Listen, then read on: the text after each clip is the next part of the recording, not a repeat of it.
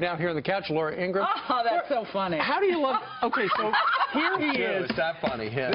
He's suggesting low energy. Ben Carson is that's hilarious. But the Democrats Who's are writing these jokes over there. That's my people question. that do SNL. Oh my gosh, they got up the ante. The Democrats, though, are aflame that Ben Carson is not qualified to run the Department of Housing and Urban Development. When at the same time, I've gotten a million email from friends who said, exactly what was Barack Obama qualified to run when he became president? Yeah, he was showered with the most glowing media coverage. We did the burger runs with Brian Williams. Now the president-elect is going for a burger run, or So look, I think most Americans know that there is not going to be really usually an objective attempt to cover at least this period of the Trump transition, and I think we're going to see more of that same type of coverage going forward. We're just going through the eyes wide open. Right. Yeah. Today, the roster of people going into, I just got to, for the viewers, to meet at Trump Tower is going to be Iowa Governor Terry Branstad, South Carolina Representative Mike Mulvaney, and Laura Ingraham. Do you know anything about those three? Wait a second. Laura Ingram's going to be at Trump Tower today? First of all, where did you get that list? Where did that come from? That's out. Well, I've known Donald Trump for a long time, and we've been friends for a long time, and I'm looking forward to having a conversation.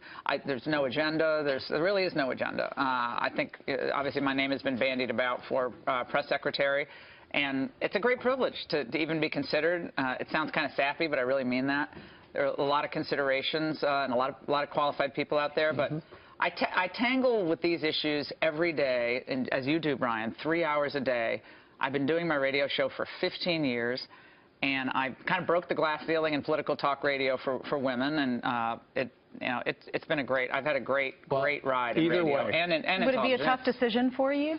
Well, I think every new stage in your life, if this ends up being a new stage in life, you have to think about everything: your family, your children. Sure. I'm a single mom of 3 kids, 11, 8, and 6. God bless you. And they're my light. They're my life. And so there are a lot of considerations. But I talked to someone over the weekend who you all would know, and I said, well, if this opportunity presented itself, and he said, sometimes it's really good to change up your life a little bit. Give it a little jolt. Give it a couple paddles on the side, and change things up a little bit. And sometimes if your country calls you, and if God opens that door, you have to really seriously consider it. And where there's a will, there's a way, and God does. I mean, I've prayed about a lot over the last couple of years, especially with our country. And if I can really help, then, it's hard to say no to that if I can be a great help, which I think I could. The guy who's got the job right now, Josh Earnest, yesterday was asked by the assembled press corps at the White House,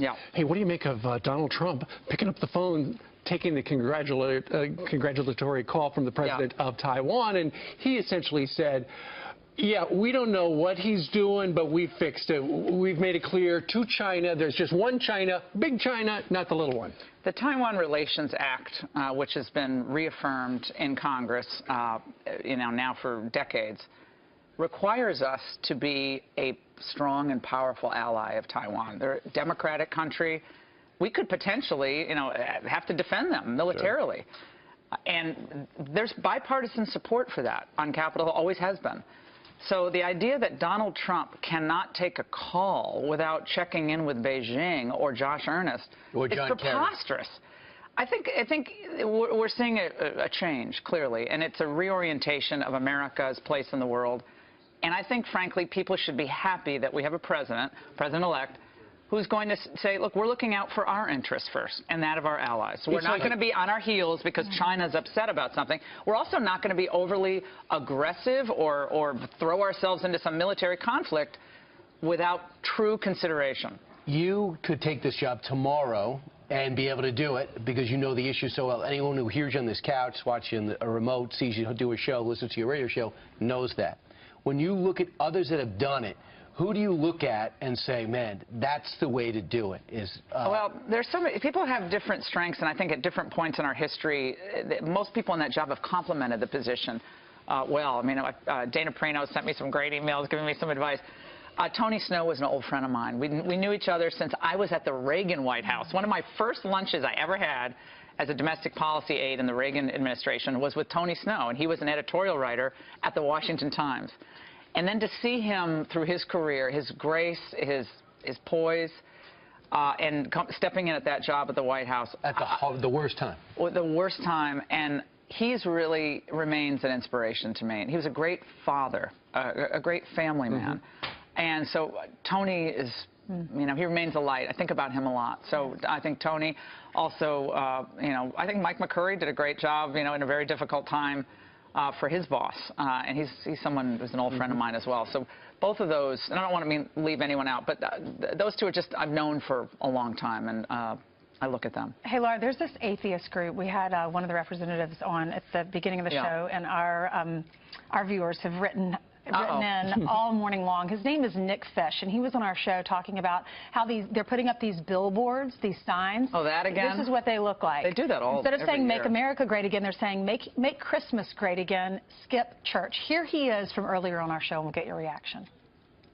What we're doing is reaching out to people in these communities who feel pressure to go to church, who maybe don't believe in the religious component of things. We want people to know in these communities who feel alone that they're not. I don't spend all my time, you know, telling Christians not to go to church. I want to tell people who are no longer Christians, people who don't believe anymore, that they don't need to keep going to church. It's okay to be an atheist. It doesn't make you a bad person. You know, I give to charity. I work at Soup Kitchens. I do all those things because I want to help people, not because I'm being promised heaven or threatened hell. So every year, the atheists buy billboards to get this conversation started. It started today. Like Christmas caroling and the, you know, watching the Rockettes. This is the annual tradition of the atheists. You know, I watch folks like that. I actually feel bad for them. I mean, I really do. I used to get kind of upset about it. But there's no one more dogmatic at Christmas time than an atheist who claims to be worried about being pressured from going to church. I think there are a lot of churches across the country that want more people in the pews, frankly. I don't think we have to worry about too many people being pressured to go to church. But more than anything, I think they're trying to get attention, and I tend to just...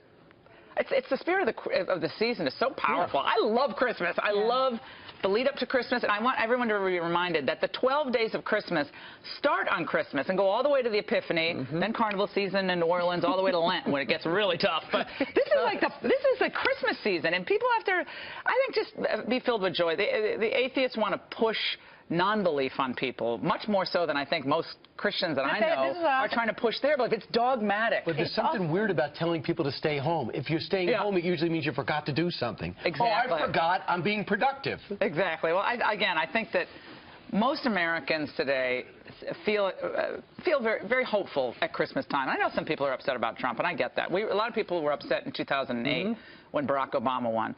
But this time of year, on Christmas Eve, when everything stops and there really is a hush, isn't that nice? I was at a 35th high school reunion over the weekend, which is hilarious. And we were all talking in Glastonbury High School. We had the best reunion. It was so much fun.